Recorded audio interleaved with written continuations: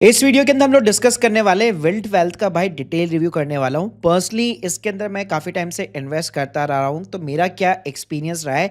ऐसे कुछ और बॉन्ड्स के प्लेटफॉर्म्स भी है, चाहे फिर डायरेक्टली आईपीओ के थ्रू बॉन्ड के अंदर इन्वेस्टमेंट करना हो गया, फिर सेकेंडरी मार्केट से हो गया। तो अभी तक मेरा क्या एक्सपीरियंस रहा है पूरा कंपैरिजन के साथ में बताऊंगा। कितने इसमें चार्जेस आपको बियर करने पड़ते हैं, क्या ब्रोकरेज रहती है, क्या हिडन चार्जेस होते हैं, सेफ है कि नहीं है, कल को ये कंपनी डूब जाएगी तो हमारे पैसों का क्या होगा, सारी जानकारी दूंगा ए से लेकर जेड तक। तो प्लीज पूरा वीडियो जरूर देखिएगा। पहले तो बात करते थे हमारे इंडिया के अंदर जितने भी बॉन्ड इन्वेस्टमेंट के प्लेटफॉर्म है, चाहे वो विंट वेल्थ है, ग्रिप इन्वेस्ट है, गोल्डन पाई, इंक्रेड मनी, इंडिया बॉन्ड्स, बहुत सारे प्लेटफॉर्म्स है।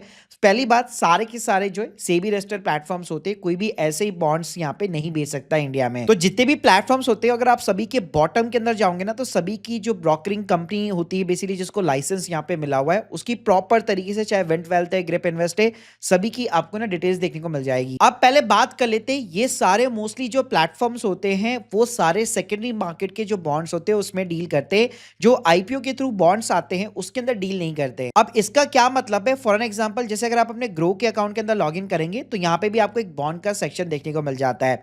तो जैसे कंपनीज के आईपीओ आते हैं इक्विटी मार्केट के अंदर, वैसे ही कॉर्पोरेट बॉन्ड्स के भी आईपीओ आते हैं, जहां पे लॉटरी बेस्ड सिस्टम काम नहीं करता। जिसने पहले अप्लाई किया उसको यहाँ पे मिल जाता है, और मिनिमम 10,000 रुपए की इन्वेस्टमेंट होती है। जैसे स्क्रीन के सामने आप देख सकते हो अभी 3 कंपनियों के आईपीओ खुले हुए हैं। जैसे अगर मैं एडुलस की बात करूं तो इसमें भी आपको डिफरेंट डिफरेंट सीरीज देखने को मिलती है।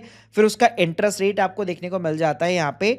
तो यहाँ पे जैसे हम नॉर्मली आईपीओ के अंदर अप्लाई करते हैं, 1,000 रुपए का एक यूनिट होता है, तो मिनिमम 10,000 रुपए के यूनिट्स आपको खरीदने होते हैं। अब बॉन्ड्स कैसे काम करेंगे, जो भी सीरीज का आप यहाँ पे जो है बॉन्ड लेंगे, उसके अकॉर्डिंग उसका जो भी टेन्योर होगा, उसका जो भी पे आउट होगा, जैसे अगर एनुअली है तो आपको एनुअली इंटरेस्ट मिलेगा, मंथली है तो आपको मंथली मिलेगा, ऐसे अगर क्यूमुलेटिव है तो जब मैच्योर होगा तब आपको मिलेगा। तो इस टाइप के जो पब्लिक एनसीडीज होते हैं ना, वो आपको इन प्लेटफॉर्म्स के ऊपर देखने को नहीं मिलते। उसके लिए आपका जो डीमेट अकाउंट होता है, जहां पे जो भी लीडिंग ब्रोकर्स है, वहीं पे केवल आप अप्लाई कर सकते हैं, या कुछ बैंक जैसे कोटक महिंद्रा बैंक वगैरह उसकी नेट बैंकिंग में आप अप्लाई कर सकते हो। अब दूसरे टाइप के जो बॉन्ड्स होते हैं सेकेंडरी मार्केट के बॉन्ड्स। ये बॉन्ड्स यहाँ पे क्या होते हैं, जब आईपीओ होता है तब मान लीजिए आपने नहीं खरीदा, अब वो सेकेंडरी मार्केट के अंदर डील हो रहे होते हैं। या कुछ बॉन्ड्स ऐसे होते हैं जो रिटेल इन्वेस्टर के लिए होते ही नहीं, बहुत बड़ा साइज होता है उनका, तो वो भी सेकेंडरी मार्केट के अंदर डील हो रहे होते हैं। तो यहाँ पे अगर आप चाहे विंट वेल्थ की बात करें या किसी भी बॉन्ड प्लेटफॉर्म की बात करें, तो यहाँ पे आपको प्राइवेट कंपनीज के बॉन्ड्स हो गए और मोस्टली एनबीएफसी कंपनी के बॉन्ड्स हो गए, वो आपको देखने को मिलते हैं जो सेकेंडरी मार्केट में डील कर रहे होते हैं। अब चलिए पहले हम लोग विंट वेल्थ के प्लेटफॉर्म की बात कर लेते हैं कि यहाँ पे अकाउंट वगैरह कैसे ऊपर होता है। तो मैं लिंक आपको डिस्क्रिप्शन बॉक्स में दे दूंगा। तो सबसे पहले यहाँ पे आपको एक फुल फ्लैश जो है केवाईसी करनी है। और सबसे बड़ा सवाल लोगों का ये रहता है कि कल को अगर विंट वेल्थ बंद हो गया तो हमारी ये जो बॉन्ड्स हो गए उनका क्या होगा। तो देखिए यहाँ पे जितनी भी सिक्योरिटीज होती है वो प्रॉपर एक डीमेट अकाउंट के अंदर जाकर क्रेडिट होती है। तो यहाँ पे जब आप विंट वेल्थ के ऊपर साइन अप करेंगे तभी आपका एक अलग से नया फ्रेश डीमेट अकाउंट जो है मोस्टली एनएसडीएल के साथ में ओपन हो जाता है। तो जैसे हम लोग बाकी ब्रोकर्स में भी सीडीएसएल एनएसडीएल वर्क करते हैं, सेम यहाँ पे भी फंडा है। तो अगर कल को अगर विंट वेल्थ बंद भी हो जाता है तब भी आपकी सिक्योरिटी जो है, आपकी जो डिपॉजिटरी अकाउंट होता है उसके अंदर सेफ रहती है। लेकिन यहाँ पे जो भी आप नया अकाउंट भी ओपन करेंगे, ध्यान रखिएगा उसके लिए ना कोई फीस आपको नहीं देनी, यानी कोई अकाउंट ओपनिंग चार्जेस नहीं है, कोई एएमसी चार्जेस भी नहीं है। और ये चीज जब आप यहाँ पे जो है विंट वेल्थ के साथ में अकाउंट ओपन भी करते हैं तब वहां पे आपको देखने को मिल जाती है। तो वहां पे भी आप क्रॉस वेरीफाई चीजों को कर सकते हो। अब जैसे आपका एक बार केवाईसी वेरीफाइड अकाउंट हो जाता है, उसके बाद में यहाँ पे आपको मल्टीपल टाइप्स के जो है बॉन्ड्स देखने को यहाँ पे मिल जाते हैं। अब सवाल आता है कि मुझे कौन सा बॉन्ड्स यहाँ पे सेलेक्ट करना है। तो बॉन्ड्स को सेलेक्ट करने के आपको जो है 3 से 4 पैरामीटर्स को ध्यान में रखना है। पहला जो पैरामीटर्स होता है की सिलेक्शन, वो होता है उसकी क्रेडिट रेटिंग का। तो यहाँ पे आप जितने भी बॉन्ड्स देखेंगे ऊपर आप देख सकते हैं आपको फिल्टर्स देखने को मिल जाते हैं, जैसे हाई रेटेड हो गया। तो एक सिंपल सी आपको मैं फंडामेंटल चीज बताना चाहूंगा कि यहाँ पे जितने भी बॉन्ड्स की जो क्रेडिट रेटिंग्स होती है, अगर वो लो है तो वो आपको हाई इंटरेस्ट रेट ऑफर कर रहे होंगे। जैसे यहीं पे एग्जांपल दे देता हूं, जैसे आप स्क्रीन के सामने देख सकते हो एडुलस एक रेप्यूटेड कंपनी है और उसकी रेटिंग भी जो है बहुत अच्छी खासी है, A+ है। तो उसका इंटरेस्ट भी अगर आप देखोगे खिंचा के 10% जा रहा है। लेकिन प्राच्य कैपिटल या चेम्बू क्रेडिट इन्वेस्टमेंट लिमिटेड, इनकी रेटिंग बहुत खराब है। तो यहाँ पे इंटरेस्ट आप देख सकते हो 12-12, 13-13% का इंटरेस्ट देखने को मिल रहा है। तो किसी भी कंपनी की अगर मैं रेटिंग की बात बात करूं, अगर उसकी रेटिंग ट्रिपल ए है, जैसे बजाज फाइनेंस की रेटिंग जो है ट्रिपल ए करके, तो वहां पे आपको इंटरेस्ट रेट जो है 7 से 8% देखने को मिलता है। जिसकी डबल ए होती है वहां पे आपको 8 से 9.5 हो गया, ए वालों की 9.5 से 11.5 तक भी जा सकता है। फिर जो ट्रिपल बी वाली रेटिंग्स बॉन्ड्स होते हैं, जिनकी रेटिंग क्रेडिट रेटिंग कम होती है, वो 11 से 12% तक रेट ऑफ इंटरेस्ट ऑफर करते हैं। प्लस ध्यान रखिएगा, ये जो क्रेडिट रेटिंग होती है किसी भी कंपनी की, वो फिक्स नहीं रहती है, वो टाइम टू टाइम चेंज भी होती रहती है। तो यहाँ पे अगर आप हाई रिटर्न्स के ऊपर फिल्टराइजेशन करेंगे तो यहाँ पे आप देख सकते हैं आपको खराब क्रेडिट रेटिंग वाले भी बॉन्ड्स भी देखने को मिल जाएंगे, जिसके अंदर वाईटीएम या इंटरेस्ट रेट जो है आपको ज्यादा देखने को मिल सकता है। अब विंड वेल्थ के ऊपर आप जो भी बॉन्ड्स के अंदर इन्वेस्टमेंट कर रहे हैं वो अल्टीमेटली सेकेंडरी मार्केट से कर रहे हैं, लेकिन यहाँ पे इंटरेस्ट आपको खुद कैलकुलेट करने की जरूरत नहीं है। जिस भी बॉन्ड के अंदर आप क्लिक करेंगे आप देख सकते हैं उस बॉन्ड की प्रॉपर तरीके से रेटिंग हो गई, और जितना भी इंटरेस्ट होगा जो वाईटीएम होगा वो आपको देखने को मिलेगा।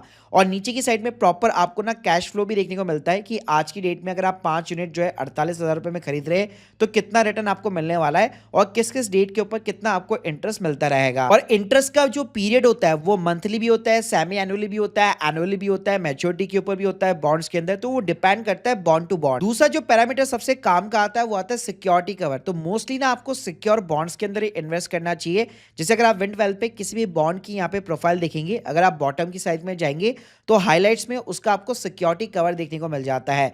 प्लस यहाँ पे अच्छी बात यह है कि यहाँ पे स्किन द गेम करता है विंड वेल्थ, यानी आपके साथ में, इन्वेस्टर के साथ में खुद भी अपना पैसा मिनिमम 2% उन बॉन्ड के अंदर इन्वेस्ट करता है। तो सिक्योर बॉन्ड होने से आपको ज्यादा बेनिफिट ही मिलता है। कल को बैंक कंपनी अगर बैंकरप्ट होती है तो स्टिल आपका पैसा जो है रिकवर होने के चांसेस रहते हैं। और तीसरा पैरामीटर आपको कंपनी की फाइनेंशियल हेल्थ को चेक करना है, और ये चीजें भी अगर आप विंड वेल्थ के ऊपर देखेंगे, प्रॉपर उनका नेटवर्थ हो गया, उनका पैट हो गया, किसी भी कंपनी का सारे डेटा लेटेस्ट अपडेटेड आपको देखने को मिल जाते हैं। फिर जैसे इन 3 क्राइटेरिया की बेसिस पे आप किसी भी बॉन्ड को सेलेक्ट कर लेते हैं, उसके बाद में जो भी मिनिमम इन्वेस्टमेंट साइज है उसके अकॉर्डिंग यहाँ पे आपको जो है इन्वेस्ट कर देना है।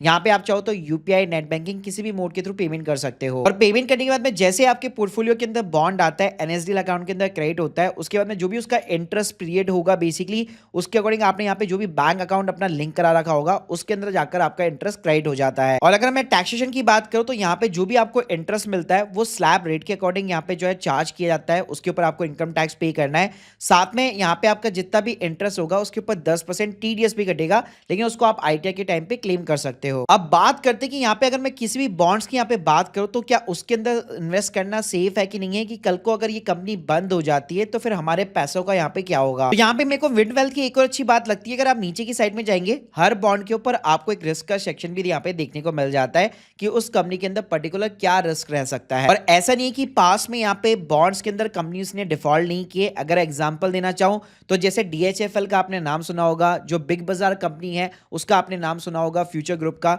उन सभी ने अपने बॉन्ड्स के पेमेंट में डिफॉल्ट किया है।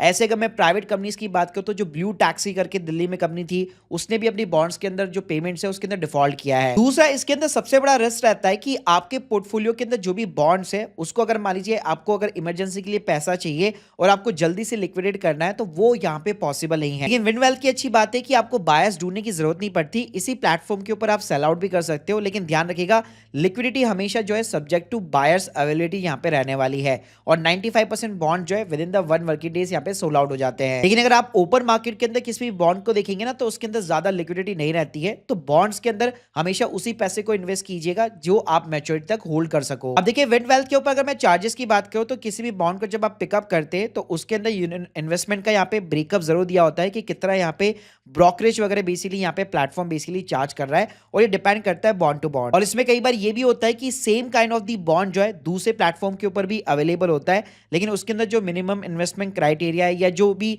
प्राइस वगैरह है वो यहाँ पे डिफरेंट हो सकती है। तो गाइस सिंपलीफाई अगर मैं समराइज करना चाहूँ तो जितने भी सेकेंडरी मार्केट के बॉन्ड्स के प्लेटफॉर्म है वहां पे आपको कंपनी को जो है क्रेडिट रेटिंग के बेसिस पे उसके सिक्योरिटी के, कंपनी के हेल्थ पैरामीटर्स के, फाइनेंशियल जो चीजें है उसको चेक करके ही आपको उसके अंदर इन्वेस्ट करना चाहिए। कभी भी इमरजेंसी पैसों को इसमें इन्वेस्ट नहीं करना चाहिए, उन्हीं पैसों को इन्वेस्ट करें जो आप मैच्योरिटी तक यहाँ पे होल्ड कर सको, क्योंकि लिक्विडिटी इसके अंदर काफी ज्यादा कम रहती है। बाकी गाइस अगर आप और सेबी रेगुलेटेड जो है बॉन्ड्स के प्लेटफॉर्म को एक्सेस लेना चाहते हो रिवॉर्ड्स के साथ में, मैंने सभी की लिंक जो है डिस्क्रिप्शन बॉक्स में दे रखी है। आप लोग के जो भी डाउट्स है कमेंट बॉक्स में जरूर बताइएगा। Thank you guys, thank you very much.